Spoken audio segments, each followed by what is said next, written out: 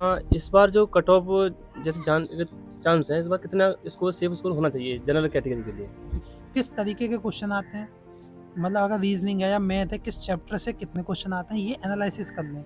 Math की बात करूँ, मैथ में बहुत सारे स्टूडेंट ऐसे हैं क्योंकि यूपी बोर्ड से होते हैं ज़्यादातर स्टूडेंट।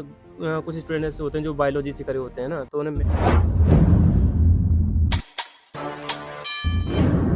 दोस्तों, मैं सुजीत कुमार और आप देख रहे हैं स्टूडेंट ऑफ हार्डवेयर। दोस्तों, आज हम यूपी पुलिस के बारे में बात करेंगे कि यूपी पुलिस में जैसे कि आपको सभी को पता ही है 60,244 जो पद आए हुए हैं अभी, जिसमें जो फॉर्म की संख्या है वो 30 लाख के समथिंग हो जाएगी अभी, क्योंकि वो अभी फॉर्म चल रहे हैं। तो एक सीट पे तुम्हारा कंपटीशन रहना है, वो लगभग एक सीट पे 50 स्टूडेंट के समथिंग रहने हैं। तो उसी के बारे में बात करेंगे। हमारे साथ में एक भैया हैं जिनका सिलेक्शन जो है 2019 वाली वैकेंसी में हुआ था, और जो अभी सिविल यूपी पुलिस में सिविल पद में हैं। तो इनके कितने मार्क्स थे, हम ये सभी बात करेंगे। तो सबसे पहले भैया आप अपना नाम बताइएगा। मेरा नाम आकाश कुमार है और मैं बुलंदशहर का निवासी हूँ। और मेरा जो सिलेक्शन हुआ था 2018 में दिसंबर में भर्ती आई थी। 49,568 के समथिंग थी। और उसमें मेरा सिलेक्शन हुआ था, जिसकी जॉइनिंग हमारी कोरोना के कारण थोड़ी लेट हो गई थी। तो 2021 में जो हमारा बैच बना था, तो 2021 दिसंबर में मैंने पुलिस विभाग को ज्वाइन किया था। और इस तरीके से ऐसे मतलब आपका जो कट ऑफ गया था, ठीक है, तो कट ऑफ कितना गया था आपका? हमारे समय पे जो कट ऑफ गया था, देखिए उस साल दो वैकेंसी आई थी बैक टू बैक, क्योंकि 2019 में लोकसभा के चुनाव थे। तो आप जानते ही हो सभी लोग कि जब चुनाव आते हैं तो वैकेंसी हाँ, आती वो तो आती हैं आती एक है। साथ। जैसे अब भी आई है वैकेंसी 60,000 प्लस। ये भी चुनाव के को नज़र में रखते हुए आई हैं। अब देखिए उस टाइम जो वैकेंसी आई थी, पहले आई थी 41,000 प्लस वैकेंसी थी 2018 में ही, वो फरवरी के टाइम महीने में आई थी। उसके बाद नवंबर में फिर आई थी 49,000 प्लस। तो हमने दोनों ही एग्ज़ाम दिए थे और पहली बार ही पुलिस के एग्ज़ाम दिए थे उन वैकेंसियों में। तो जो 41,000 प्लस वैकेंसी थी उसमें भी मेरे अच्छे मार्क्स आए थे। और उसमें हालांकि कुछ दो वो 4 शिफ्टों में पेपर हुआ था, तो उसका 2 शिफ्टों में पेपर कैंसिल हो गया था। कुछ पेपर हाँ, वो आउट हो लीक गया था लीक इस वजह से, लीक होने हाँ की वजह हाँ, से। लीक की वजह से। तो उसके बाद में फिर हम री एग्ज़ाम दिया था हम लोगों ने। तो उसमें थोड़ा नॉर्मलाइजेशन की वजह से हम लोग मेरा फाइनल सिलेक्शन नहीं हो पाया था, क्योंकि नॉर्मलाइजेशन में कट ऑफ थोड़ी हाई चली गई थी। जिन लोगों ने री एग्ज़ाम नहीं दिया था उनको नॉर्मलाइजेशन काफ़ी 30-40 मार्क्स के आसपास मिल गया था। तो कट ऑफ काफ़ी हाई चली गई थी, तो उसमें फाइनल सिलेक्शन नहीं हो पाया था।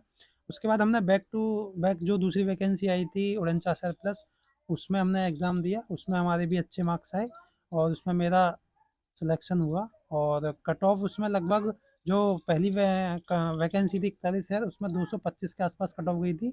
और दूसरी वैकेंसी में जो कट ऑफ गई थी सिविल की, वो 193 के आसपास गई थी। और जिसपे मेरे 210 के आसपास मार्क्स थे। इस तरीके से अपना मेरा सिलेक्शन फिर हुआ था। अच्छा, इस बार जो कट ऑफ जैसे चांस है, इस बार कितना स्कोर सेफ स्कोर होना चाहिए जनरल कैटेगरी के लिए? देखिए मैं आपको बता दूं, कंपटीशन बहुत ज़्यादा है। एक तो 5 साल बाद लगभग वैकेंसी आई हाँ, है। लगभग 5 साल के समथिंग है। और क्योंकि पहले इसमें जो आयु सीमा थी उसमें भी 3 साल की छूट मिल गई है अब छूट मिलने की वजह से जो पहले से लगातार तैयारी में था वो कंपटीशन में ऐड हो चुके हैं। तो कंपटीशन बहुत ज़्यादा बढ़ गया है। लगभग मान के चलिए एक अंदाजे से, जहाँ पहले 20 से 25 लाख फॉर्म होते, अब मान के चलिए 30 से 35 लाख, हो सकता है 35 लाख प्लस भी हो जाए फॉर्म। इतनी पूरी उम्मीद है फॉर्म मतलब 30 की लाख तो प्लस होने। रहने ही है। हाँ हाँ हाँ, इतनी होनी है। तो इसमें आप कट ऑफ को मान के चलिए। देखिए अगर मैं एक अपने अंदाजे से बताऊं, जनरल का ही कट ऑफ कम से कम 210-15 प्लस मार्क्स के आप लेके चलिए। मैं आपको सेफ स्कोर बताऊं तो जनरल वाला बंदा अपने आप को 210 प्लस पे सेफ जोन में मान के सेफ चले। जोन मान सकते और हैं। अगर कट ऑफ में उसे फाइनल सिलेक्शन लेना ही है तो 220 मार्क्स का टारगेट कम से कम लेके चले। कम से कम 220 मार्क्स का टारगेट लेके चले, अगर उसे लेना है कि मेरा सिलेक्शन लेना ही लेना है। सेफ जोन में बोलूँगा 210 प्लस है। अच्छा, अगर हम ऐसे नए स्टूडेंट भी बहुत सारी तैयारी कर रहे हैं इसमें, और बहुत सारे स्टूडेंट ऐसे पुराने भी हैं जिन्हें बहुत एक्सपीरियंस भी है अपनी तैयारी करने का। लेकिन हम बात करेंगे उन स्टूडेंट के लिए जो अभी इस फील्ड में नए हैं, कंपटीशन में यू पुलिस, खासकर यू पुलिस की ही तैयारी कर रहे हैं वो। तो वो अपना स्ट्रेटजी प्लान मतलब कैसे क्रिएट करें? जैसे अब मान के चलिए अब 18 फरवरी को एग्जाम होना है, टाइम तो ज़्यादा है नहीं है। तो इस इतने कम समय में वो अपनी स्ट्रेटजी को कैसे मेंटेन कर लें कि वो 200 प्लस तक स्कोर कर लें नॉर्मली? ऐसे कोई ऐसा आप अपने अनुभव से बताइएगा। देखिए नए स्टूडेंट का क्या है, उन लोगों को किसी को अच्छी सलाह मिल जाती है, अच्छी गाइडेंस मिल जाती है, किसी को नहीं मिल पाती है। जिसको अच्छी गाइडेंस मिल जाती है, अच्छे टीचर्स मिल जाते हैं, तो वो अपनी अच्छी तैयारी कर लेता है। सबसे मेन है एक अच्छी गाइडेंस। अगर लड़के को या जो भी साथी है हमारा, उसको अगर अच्छी गाइडेंस मिल जाती है, वो बहुत बड़ी बात है, क्योंकि ये सारा खेल यही होता है कि इंसान किस दिशा में चल रहा है। एक सही दिशा में बताने वाला मिल जाए और एक गलत दिशा होती है। जो अगर सही दिशा में बताने वाला मिल जाए तो वो अपने टारगेट तक पहुँच जाता है। अब मैं नए स्टूडेंट्स के लिए कहना चाहूँगा, देखिए सबसे पहले एक तो आप लोग टाइम कम था, जिन लोगों को ये था कि भाई वैकेंसी नोटि कुछ लोग होते हैं जो पहले से तैयारी कर रहे होते तो हैं, पहले से तय कर कुछ रहे हैं होता है काफ़ी कि समय से, नोटिफ़िकेशन आने के बाद तैयारी बात करते नहीं हैं। करते। तो जो पहले से तैयारी कर रहे होते हैं, मैं मानता हूँ वो एक अच्छी गाइडेंस के तौर पे ही लगे हुए होते हैं। और जो नए स्टूडेंट होते हैं, जो अभी तैयारी में लगे होंगे, जिनके पास 1.5-2 महीने का समय बचा डेढ़ 2 हुआ महीने का समय रहा है। होगा, तो मैं मानता हूँ उनके लिए सबसे पहले तो अपना कैस सिलेबस को देखें कि क्या सिलेबस है हमारा। उसके बाद में प्रीवियस ईयर के पेपर्स देखें कि क्या-क्या सिलेबस पेपर मतलब पेपर में क्वेश्चन आते हैं, किस तरीके के क्वेश्चन आते हैं। मतलब अगर रीजनिंग है या मैथ है, किस चैप्टर से कितने क्वेश्चन आते हैं, ये एनालिसिस कर लें। उसके बाद में ये देखें कि फिर अपना ये देखने के बाद में फिर सिलेबस को कंप्लीट करें। सिलेबस कंप्लीट करें। और उससे हमें पेपर एनालिसिस से ये फ़ायदा हो जाएगा, ये पता चल जाएगा कि क्या पढ़ना है, क्या छोड़ना है। क्योंकि 2 महीने में स्मार्ट स्टडी से ही आप सिलेक्शन ले सकते हो। सिलेक्शन ये नहीं लेते है हैं कि स्मार्ट। पूरा सिलेबस पढ़ो, पूरा कंटेंट पढ़ो तो उससे आप सिलेक्शन ले सकते हो, ऐसा नहीं होगा। क्योंकि जो लोग पहले से तैयारी कर रहे हैं, फिर वो कहाँ जाएँगे? तो स्मार्ट स्टडी करनी पड़ेगी, जो मटेरियल फालतू का है वो छोड़ना पड़ेगा, कंटेंट वो देखना पड़ेगा जो आपके एग्ज़ाम में आता है, सिर्फ़ उसी को पढ़ना पड़ेगा। अब वो आपका पेपर एनालिसिस करके ही पता चलेगा। अच्छा, जैसे कि अब बहुत सारे स्टूडेंट के लिए मैं बता मेरा जैसे मेरा खुद मैं तैयारी पब्लिक की कर रहा हूँ, जैसे मेरा मानना है कि स्टूडेंट को ज़्यादा रीजनिंग और हिंदी पर ज़्यादा फोकस देना चाहिए, है ना? तो अब हिंदी को मतलब कैसे किस बुक से पढ़े या किस तरीके से पढ़े? तो हिंदी में अपना जो जैसे कि हिंदी में 37 क्वेश्चन आते हैं लगभग, है ना? हुँ। 37। तो हिंदी में नॉर्मली स्टूडेंट बट्टे में बट्टा स्कोर कर लेते हैं। तो हुँ। वो अपना इतना स्टडी कैसे प्लान कर लें हिंदी के लिए कि वो 30 प्लस तो आराम से करें, 30 से कम नहीं होना चाहिए उनका स्कोर। तो मतलब इसमें क्या गाइडेंस होनी चाहिए आपकी? देखिए, Hindi subject marks gaining subject है, क्योंकि अगर आपको सिलेक्शन लेना है तो एक हिंदी और एक रीज़निंग, ये 2 सब्जेक्ट ऐसे हैं जिसमें से आप सिलेक्शन की तरफ जाते हैं। क्योंकि बाकी जीएस का पोर्शन होता है, वो थोड़ा ज़्यादा डिटेल में पढ़ना होता है उसमें, मिड टर्म उसमें पर। पता नहीं होता कि एग्ज़ाम में कहाँ से क्वेश्चन आएगा, कहाँ से नहीं। तो हिंदी और रीज़निंग का ही 2 सब्जेक्ट ऐसे होते हैं जो आपका मार्क्स गेनिंग सब्जेक्ट होते हैं। अब हिंदी में देखिए आप कुछ लोग लूसेंट की हिंदी की बुक आती है, उसे भी पढ़ते हैं। और एक आदित्य पब्लिकेशन भी आती है, उसे भी पढ़ते हैं। हुँ। मैं हालाँकि किसी का प्रचार नहीं करूँगा, जो आपको अच्छी लगे वो पढ़ सकते हैं। मैं मान के चलूँगा आप अगर ये आज के टाइम में पढ़ रहे हैं तो फिर भी दोनों ही बुक अपने आप में बेस्ट हैं। जिसने लूसेंट पढ़ी है, वो आदित्य ज़रूर पढ़ ले, मैं ये कहना चाहूँगा। आदित्य अपने आप में एक अच्छी बुक है, तो लूसेंट के साथ-साथ आप आदित्य को ज़रूर देख लें एक बार। और मैं मानता हूँ अगर आदित्य पब्लिकेशन आपने पूरी पढ़ ली, तो उससे बाहर नहीं जाएगा। क्योंकि देखो कुछ लोग पूछते हैं हिंदी में इम्पोर्टेंट टॉपिक क्या है? तो देखो हिंदी में हर सब्जेक्ट से क्वेश्चन आता है। हर चैप्टर से क्वेश्चन आता है हिंदी में। हुँ। तो आप ये नहीं कह सकते कि सर ये 4 चैप्टर इम्पोर्टेंट है या ये 2 चैप्टर इम्पोर्टेंट है। आपका हर चैप्टर से एक ना एक क्वेश्चन आता है उसमें, तो आपको सारा पढ़ना पड़ेगा वो, ठीक है? इस तरीके से। हिंदी की अगर मैं बताऊँ, हिंदी में क्वेश्चन ज़्यादा नॉर्मली आते हैं या फिर थोड़ा डीपली ज़्यादा पूछता है? कैसे किस टाइप का आता है? देखो लगभग 37 में से आपके मान के चलिए 20 एक क्वेश्चन तो बहुत नॉर्मल ईज़ी आते हैं, ईज़ी आते हैं। 20 एक क्वेश्चन। हाँ, और 10 आप मान के चलिए थोड़े मॉडरेट होते हैं, मॉडरेट और 7 मान के चलिए थोड़े से टफ होते हैं, वो भी ज़्यादा टफ नहीं होते। मॉडरेट टू हार्ड होते हाँ, हैं मतलब। मॉडरेट टू हार्ड एग्ज़ाम बोल सकते हैं हम, ठीक है? तो आप कम से कम 20 से 25 तो बहुत आसानी से स्कोर कर सकते हैं। और जो आपको थोड़ा-सा और आपने अच्छी तैयारी करी है तो 30 तक भी कोई दिक्कत नहीं है। और जो ये मार्क्स गेनिंग सब्जेक्ट है, तो इसलिए आपको कम से कम 37 में से 30 प्लस तो आना ही होता है हर हाल में, हाँ। तभी आप सिलेक्शन ले सकते हैं। तो इसके लिए आप थोड़ा-सा बस डिटेल में और पढ़ लीजिए थोड़ा-सा, उसके लिए जो 30 प्लस स्कोर अच्छा, आ मैं जाए। अगर मैथ की बात करूँ, मैथ में बहुत सारे स्टूडेंट ऐसे हैं क्योंकि यूपी बोर्ड से होते हैं ज़्यादातर स्टूडेंट। कुछ स्टूडेंट ऐसे होते हैं जो बायोलॉजी से करे होते हैं ना, तो उन्हें मैथ इतना समझ में नहीं आ पाता है। तो वो मैथ में मतलब ऐसे क्योंकि यूपी बोर्ड से मैथ का जो लेवल है वो ज़्यादातर कुछ हिस्सा मैथ का रीजनिंग पूछ लिया जाता है हुँ, उसमें। हुँ। और जो स्पेशली मैथ का जो आता है वो 18 से 19 के समथिंग क्वेश्चन पूछे जाते हैं, है ना? इतना आता है। तो वो मैथ में अपना स्कोर ऐसे कितना करना चाहिए उन्हें? मतलब इतना बता दीजिए। देखिए, मैथ का जो है उसमें आपकी 37 में से लगभग 70 नंबर की मेंटल एबिलिटी होती है, जो रीज़निंग का ही पोर्शन होता है। हाँ, उसके बाद आपका 19-20 के आस-पास मैथ आती है। मैथ आता और मैथ में एडवांस मैथ आती नहीं है, अरिथमेटिक मैथ आती है। है, मैथ तो आता इसलिए आपका थोड़ा आसान हो जाता है मैथ, इसलिए यहाँ पे। अब उसमें भी अरिथमेटिक मैथ में आपके कुछ इंपॉर्टेंट चैप्टर होते हैं जो आपको पढ़ने होते हैं। आप मैथ में समझ के चलिए बहुत आसानी से 20 में से 15 प्लस स्कोर ले आएँगे, अगर आप थोड़ा बहुत भी जानते हैं मैथ के बारे अच्छा, में। मैथ के लेवल की मैं बात करूँ, मैथ का लेवल ईज़ी रहता है या ईज़ी टू मॉडरेट, किस टाइप का मैं पूछा मान जाता के है? चलता हूँ मैथ का लेवल ईज़ी टू मॉडरेट रहता है, हार्ड नहीं रहता ज़्यादा, क्योंकि आप आसानी से उसमें 15-16 क्वेश्चन आसानी से कर आसानी से लोगे। होना चाहिए। कुछ इंपॉर्टेंट चैप्टर होते हैं जैसे नंबर सिस्टम हो गया, एलसीएम एचसीएफ हो गया, profit and loss, time speed distance, आपका कंपाउंड इंटरेस्ट, सिंपल इंटरेस्ट, ये कुछ चैप्टर कर आइए आप, इसी में आप 15 प्लस इसको ले आएँगे। 20 में से 1 या 2 क्वेश्चन मुश्किल से हार्ड होता है, वो भी अगर जिसकी मैथ अच्छी है वो कर लेगा, जिसकी प्रैक्टिस थोड़ी है। अच्छा, जो मतलब एवरेज स्टूडेंट है वो हाँ, वो भी 15 के 15 समथिंग प्लस कर ले लेगा। आएगा, 15 प्लस ले आएगा अगर कोई पहली बार भी मैथ पढ़ता है तो, अच्छा, बायोलॉजी वाला स्टूडेंट भी। जीएस की बात करें हम, जीएस में क्योंकि बहुत सभी स्टूडेंट का कोई एवरेज ही होता है कि हर स्टूडेंट के जीएस सेम सी होती है ना? तो जीएस में कितना स्कोर होना चाहिए? ऐसे 3 सब्जेक्ट हमारा हिंदी हो गया, मैथ और रीजनिंग। इन तीनों सब्जेक्ट को छोड़ने के बाद में हम जीएस में कितना स्कोर कर लें कि हमारा जो है इन सभी को मेंटेन कर ले वो?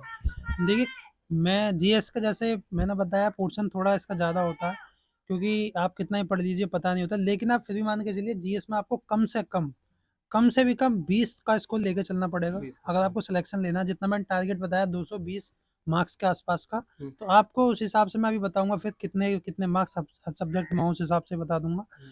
आप मान के चलिए कम से कम 20 तो कम से कम लेके आइए, और 25 आ जाते हैं तो और अच्छी बात है। 25 प्लस आ जाते हैं तो 20 से कम तो गुंजाइश है ही नहीं। कम से कम 20 का स्कोर लेके मान के चलिए 37 में से, क्योंकि कितना ही हार्ड पेपर आ जाए तो आप 20 तो मुझे लगता है आराम से लेके आ सकते हैं। जैसे आपके टाइम पे जब ई पुलिस का जो पेपर हुआ था, उसमें जो करंट करंट जो पूछा गया था, वो मतलब लगभग कितने क्वेश्चन आए थे उसमें और किस टाइप के पूछे गए थे? और इस बार क्या संभावना है कि यहाँ से क्वेश्चन बन सकता है? ऐसा कोई आइडिया है?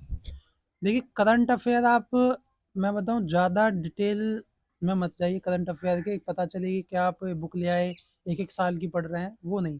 करंट अफेयर के 3 या 4 क्वेश्चन आएँगे हुँ। जीएस में, जिसमें आप थोड़ी-सी यूपी जीके की करंट मतलब यूपी करंट अफेयर पढ़ लीजिए।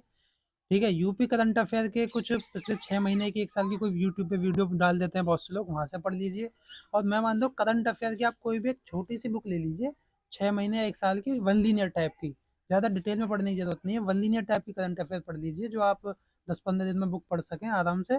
और नहीं तो आप यूट्यूब से किसी की लास्ट 6 मंथ, लास्ट 1 साल की करंट अफेयर की वीडियो देख लीजिए, 3, 4, 5 घंटे की वीडियो मिल जाती हैं।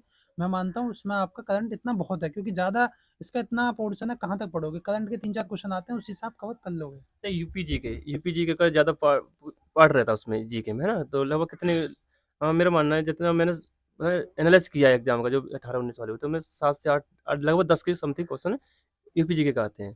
तो उसमें यूपी जीके को स्टूडेंट किस तरीके से तैयारी करे?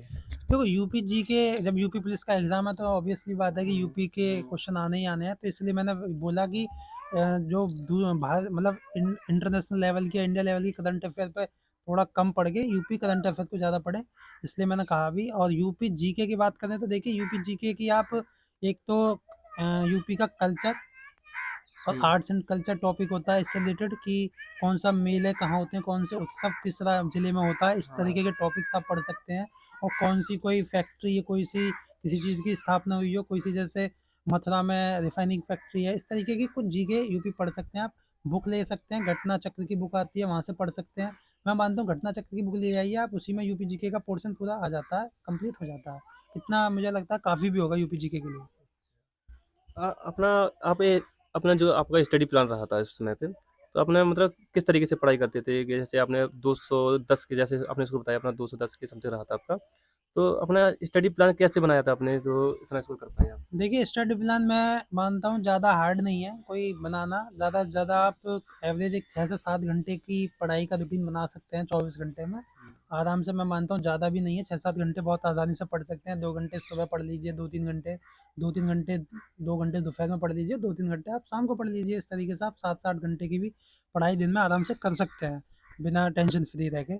और इसी तरीके से मैं अपना पढ़ता था, 2-3 घंटे सुबह पढ़ लिया, दोपहर में पढ़ लिया और शाम को पढ़ लिया। इस तरीके से अपना मैं पढ़ता था। जीएस को कितना टाइम देते थे पढ़ने के लिए? देखो जीएस को मैं ज़्यादा टाइम नहीं देता था। हुँ, मैं अपना मैंने आपको जैसे बताया, मैं हिंदी और रीजनिंग हुँ। मतलब मार्क्स गेनिंग सब्जेक्ट हैं, तो मैं इन्हों पे थोड़ा मैंने ज़्यादा प्रैक्टिस करी, और इन्हों में मेरे अच्छे मार्क्स भी आए, और मैथ मेरी अच्छी है पहले से ही, तो मैथ पे मैं अपना डेली एक वीडियो अपना इस तरीके से मैथ्स की देख लिया करता था। और थोड़ा हिंदी का 1 घंटा, 1-2 घंटे अपना 1-1.5 घंटा रीजनिंग प्रैक्टिस कर ली, और उसी में 1 से 2 घंटे के बीच में अपना 1.5 घंटा से 2 घंटा मान लीजिए अपना जीएस को दे देता था। जैसे आज 2 दिन हिस्ट्री पढ़ ली, 2 से 3 दिन, फिर 2 से 3 दिन आप ज्योग्राफी पढ़ लीजिए। इस तरीके से आप जीएस में जा सकते हैं। जैसे मॉक टेस्ट भी लगाते होंगे उस समय पे, तो मॉक टेस्ट आप ऑनलाइन लगाते थे या फिर किसी ओएमआर शीट पे लगाते हाँ, थे? देखिए ये बहुत इम्पोर्टेंट बात है, क्योंकि देखिए आज के समय में आपको बता दूँ बहुत एग्ज़ाम ऑनलाइन होते हैं, लेकिन यूपी पुलिस का हमारे समय में एग्ज़ाम ऑफलाइन हुआ था और शायद इस बार भी ऑफलाइन होने के चांस है, शायद होगा ही। ऑफलाइन होगा हाँ, शायद। और देखिए तो मैं बताऊँ आपको, ओएमआर शीट पे आप देंगे अगर अपना प्रैक्टिस सेट या मॉक टेस्ट जो भी देना चाहें, तो उसमें आपको 2 फ़ायदे होंगे। एक तो आपका जो जैसे कई बार होता है कि हम एक ही क्वेश्चन के मतलब 2 क्वेश्चनों के एक में ही टिक कर देते हैं, 2 बार गोले भर जाते हैं। एक तो उस गलती से आप बचेंगे, प्रैक्टिस में आ जाएगी, तो प्रैक्टिस वो में आ जाएगी। गोले भरने की प्रैक्टिस हो जाएगी। एक आपका टाइम, आप मॉक टेस्ट टाइम से लगाइए 2 घंटे में, तो आपका एक टाइम मैनेजमेंट बनेगा। तो इस तरीके से मैं मानता हूँ आप ओएमआर शीट पे दीजिए। मैंने काफ़ी अपने मॉक टेस्ट ओएमआर शीट पे दिए थे, जिससे मेरी प्रैक्टिस बहुत अच्छी हो गई थी। अच्छा, जैसे जैसे अब एग्ज़ाम आप देने गए, ठीक है?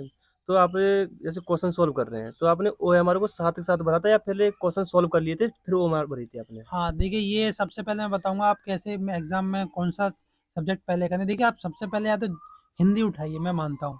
एग्ज़ाम में सबसे पहले आपको हिंदी करनी है। हिंदी में क्या होता है, आपको एक तो आती होती है, क्योंकि जीएस में बहुत से नहीं आती होती है, हुँ। कितने आए कितना नहीं, क्योंकि कहाँ से क्वेश्चन आ जाए। तो हिंदी में आपका क्या होता है, थोड़ा पोर्शन मार्क्स ही नहीं होता है, तो 30 प्लस आप इसको ला सकते हैं, तो उसमें कॉन्फिडेंस आ जाता है, जो हम कम समय में ज़्यादा क्वेश्चन ज़्यादा कर क्वेश्चन लेते रहता हैं। है। तो सब सारी बात कॉन्फिडेंस की होती है, जब आपके अंदर एक कॉन्फिडेंस आ जाता है कि हमने 37 में से 10 से 15 मिनट में आपका हिंदी का आप मान लो 30 प्लस क्वेश्चन ठीक कर लेते हैं। हाँ, उसके बाद में आप जीएस पे जाइए। Yes, yes. जीएस के बाद में आप फिर रीजनिंग पे जाइए, लास्ट में आप मैथ को कीजिए। इस तरीके से आप अपना एग्ज़ाम टाइम में, एग्ज़ाम सेंटर में अपना टाइम मैनेजमेंट बनाएँ। अब देखो समय कम है, तो बहुत सारे स्टूडेंट के मेंटल प्रेशर ज़्यादा है। मतलब उन्हें समझ में नहीं आ रहा है कि क्या करें, अब एग्ज़ाम्स नज़दीक है बिल्कुल। तो उस मेंटल प्रेशर को कैसे कम करे स्टूडेंट? देखो मेंटल प्रेशर लेने से कोई फ़ायदा नहीं है, क्योंकि सिलेक्शन आपकी मेहनत से होगा, आपकी पढ़ाई से होगा, तो मेंटल प्रेशर लेने से कोई फ़ायदा नहीं है। सिलेक्शन हो तो भी ठीक है, ना हो तो इसमें कोई दिक्कत वाली बात नहीं है कि ना जी ना हुआ तो ज़िंदगी ख़त्म हो गई। देखो ज़िंदगी कभी ख़त्म नहीं होती, उसके बाद आप फिर नई शुरुआत कीजिए, किसी और चीज़ की तैयारी कीजिए, कॉम्पिटिशन है आज के टाइम में, कोई और वैकेंसी की तैयारी कीजिए अगर इसमें सिलेक्शन नहीं हो पाता है। और देखिए मैं मानता हूँ जो बंदा अपनी मेहनत से पूरी शिद्दत से तैयारी कर रहा है ना, तो सिलेक्शन ले लेगा। सिलेक्शन नहीं और क्योंकि भले एक सीट पे 50-60 स्टूडेंट, मैं मानता हूँ कोई ज़्यादा कंपटीशन इतना हुँ, रहेगा और वो नहीं। तो अभी क्योंकि आपने कॉम्पिटिशन। देखा होगा कि एक आर-ओ-आर-ओ की वैकेंसी है, 400 वैकेंसी है, 10 लाख फॉर्म है। हाँ, तो ऐसे कंपटीशन में बहुत मुश्किल हो जाता है। इसमें अगर आप थोड़ी बहुत भी तैयारी कर रहे हैं तो मुझे लगता है पुलिस में आप सिलेक्शन ले लोगे। लगभग 60,000 वैकेंसी बहुत होती है अपने इतिहास में। जैसे कि मेरा मानना है कि जैसे 30 लाख फॉर्म है, 30 लाख फॉर्म में अब ये तो है नहीं कि 30 लाख स्टूडेंट पढ़ने वाले ही हैं, है ना? तो इसमें आपको कितना अंदाज़ा है कि इसमें जो एक्चुअल कॉम्पिटिशन है वो कितने लाख स्टूडेंट के बीच में होना चाहिए? एक्चुअल आप मान के चलिए ज़्यादा से ज़्यादा 1.5 से 2 लाख बस, हकीकत बात है तो। ज़्यादा से ज़्यादा। क्योंकि इसके अलावा मैं मानता हूँ ये 1.5-2 लाख जो होते हैं यही होते हैं जो कंटिन्यू तैयारी करते हैं। क्योंकि आप खुद से ही ले लीजिए, आप भी अपनी तैयारी को कंटिन्यू नहीं कर पाते होगे। हाँ, बहुत बड़ी बात होती है तैयारी कंटिन्यू रखना, बनाए रखना, है ना? तो बाकी लोग होते हैं जो पता चलता है फॉर्म आए हैं तब फॉर्म फिल करते हैं, तब तैयारी में लगते हैं। बहुत सौ को तो यही पता नहीं होता कि पढ़ना क्या है, सिलेबस क्या है। सिलेबस क्या बस है? होता है कि भर्ती आई है, कह देते हैं भाई फॉर्म भर देना, भर दिया। तो कम से कम 30 में 10 लाख तो आप कैसे निकल कैसे जाएँगे? निकल जाएगा? ठीक है, तो मैं आपका मानते चलता हूँ ज़्यादा से ज़्यादा 2 लाख के बीच में आपका अच्छा कॉम्पिटिशन है, जो मैं बताता हूँ। बाकी आप अगर थोड़ा एक एवरेज मान के चलें तो आप 5 लाख ज़्यादा से ज़्यादा मान सकते हैं कि एवरेज स्टूडेंट भी एवरेज जोड़ लें स्टूडेंट तो भी जोड़ देते हैं। 5 लाख के बीच में आपका ज़्यादा से ज़्यादा कॉम्पिटिशन होगा बस ये। अब बात कर लेते हैं हम सीधे कि किस मतलब टॉपिक वाइज़ कि स्टूडेंट के एक 200 प्लस स्कोर करने के लिए हर सब्जेक्ट में इतने मार्क्स होने चाहिए। हाँ। तो इसी पर बात कर लेते हैं। देखिए, आपको मैं सबसे पहले हिंदी बताऊँगा। हिंदी में आपके 37 में से आप मान के चलिए कम से कम 30 का स्कोर आप मान के चलिए। 30 का स्कोर होना 30 चाहिए। आप अपने हिंदी में पक्के कर लीजिए। हुँ, उसके बाद आप मान के चलिए रीज़निंग आपकी आ जाती है, मैथ वाले पोर्शन को भी ऐड कर लें तो करीब 55 मार्क्स की। 55 मार्क्स की होती है। 55 में आप कम से भी कम मान के चलिए, मैं तो कहूँगा कि 50 प्लस ले आते हैं तो बहुत अच्छा है, वरना कम से कम 45, 45 45 से 50 के बीच में एवरेज मान के चलिए। एवरेज होनी चाहिए। तो 45 आपके ये हो गए। और मैथ में आपके 20 में से मैंने 15 बताया कि बहुत आसानी से ला सकते हैं, तो 15 में जोड़ दीजिए। तो 15 और 45 कितने हो गए आपके? 60 और 30 हो गए आपके उसके हिंदी के। हिंदी के 90 हो गए। 90। अब 90 में आप जीएस में मैंने आपको बताया था 20 बहुत हैं। हुँ, 20 क्वेश्चन अगर आप ठीक कर 110 जाते हैं क्वेश्चन हो गया। तो 110 के 2 में गुणा करते हैं तो 220 का टारगेट मैंने आपको जैसा पहले ही बताया था, और देखो वही एवरेज अब भी निकल के आया है। तो मैं मानता हूँ इतने-इतने स्कोर आप लाते हैं तो अपना एक सिलेक्शन आप अपना पक्का कर लेंगे। अच्छा, कभी मैंने देखा है कि मेरे पास भी बहुत सारे स्टूडेंट की कमेंट आती हैं कि जैसे उनका क्वेश्चन जो है 100 क्वेश्चन सही हो जाते हैं, लेकिन उसमें गलती जो होती है उसके 30 क्वेश्चन गलत है, किसी के 40 क्वेश्चन गलत हैं। तो उन गलतियों से कैसे बचें वो? देखो गलतियों से ऐसे बचें कि जो आपके क्वेश्चन गलत हो रहे हैं ना, आपको बार-बार पूरा सिलेबस पढ़ने की ज़रूरत नहीं है। आपने 2 या 3 बार पढ़ लिया, तो आप अपनी उन गलतियों को देखें कि किस चैप्टर के किस टॉपिक के क्वेश्चन गलत हो रहे हैं, फिर उनको ही देखें बस, उन्हीं को रिवाइज़ करें। तो आप बार-बार देखेंगे कि हर बार अगर इस बार आपके 10 क्वेश्चन गलत हुए, तो अगली बार अगर वो टॉपिक आप दोबारा पढ़ लेंगे, तो अगली बार 8 ही होंगे, फिर 6 होंगे, ऐसे ही धीरे-धीरे कम होते चले जाएँगे। या अब जैसे स्टूडेंट को और ज़्यादा जानकारी चाहिए आपसे, है ना? तो वो आपसे किस माध्यम से आपसे जुड़ सकता है ऐसे? देखिए, हालाँकि आप मेरे से जानकारी लेना चाहते हैं, तो मैं बता दूँ, मेरा एक यूट्यूब चैनल है, एके ठाकुर स्पेस यूपीपी। जैसे कि आपको स्क्रीन पर दिख रहा होगा, वो आप सब्सक्राइब कर लीजिएगा भैया के चैनल को और सपोर्ट कीजिए ज़्यादा से ज़्यादा। और एके ठाकुर में मतलब एके ठाकुर यूपीपी नाम से मेरा यूट्यूब चैनल है, जिसके माध्यम से आप मेरे से जुड़ सकते हैं। और उस पे मैं इसी तरीके की पुलिस विभाग से जुड़ी जानकारी देता हूँ, आपके भर्ती से संबंधित सारी जानकारी देता हूँ।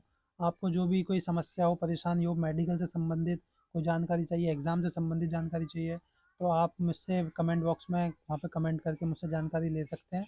और उसी में मेरा ईमेल मैंने अपना लिखा हुआ है अपने उसके डिस्क्रिप्शन में यूट्यूब चैनल के, तो आप वहाँ से मुझे ईमेल पर कांटेक्ट कर सकते हैं।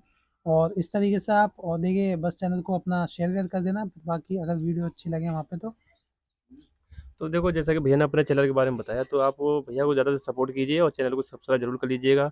अगर आपको भैया की बातें अच्छी लगती हैं, तो चैनल को सब्सक्राइब ज़रूर कर लीजिएगा।